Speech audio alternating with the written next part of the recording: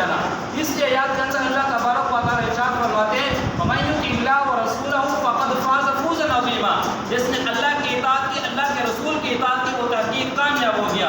چوتھی آیات کے اندر اللہ تبارک و تعالیٰ فرماتے ہیں مَن يُطِعِ الرَّسُولَ فَقَدْ أَطَاعَ اللَّهَ. جس نے رسول کی اطاعت کی، اس نے حقیقت اللہ تعالیٰ کی اطاعت کی.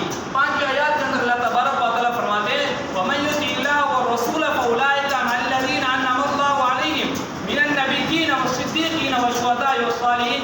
جو اللہ کی اطاعت کرے گا، جو اللہ کے رسول کی اطاعت کرے گا، ان لوگوں کا حشر نبیوں کے ساتھ ہوگا، صدیقین کے ساتھ ہوگا، شہداء کے ساتھ ہوگا، نیک لوگوں کے ساتھ ہوگا.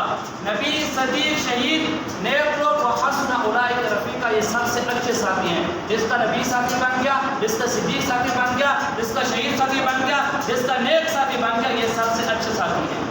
تو اللہ تبارک و تعالیٰ نے دیکھو کتنی اہمیت بیان کی ہے سنت کی، آپ صلی اللہ علیہ وسلم کے طریقے کے مطابق زندگی گزارنے کی.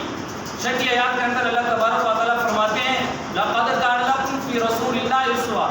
اللہ تبارک و تعالیٰ نے تمہاری زندگی کی خاطر کہ تاکہ تمہاری زندگی اچھی بن جائے، کامیابی والی زندگی بن جائے، یہ زندگی دنیا والی اور آخرت والی جنت کا گہوارہ بن جائے، جنت والی زندگی بن جائے، یہ نورانی زندگی، بابرکت والی زندگی کے اندر آپ کے دنیا کے مسائل اور آخرت کے مسائل حل ہو جائے. تو سب سے شرط یہ کہ لَقَدْ كَانَ لَكُمْ فِي رَسُولِ اللَّهِ أُسْوَةٌ. تمہارے لیے اللہ تبارک و تعالیٰ نے اللہ کے رسول کے ذات کے اندر اچھا نمونہ زندگی کا رکھا ہے.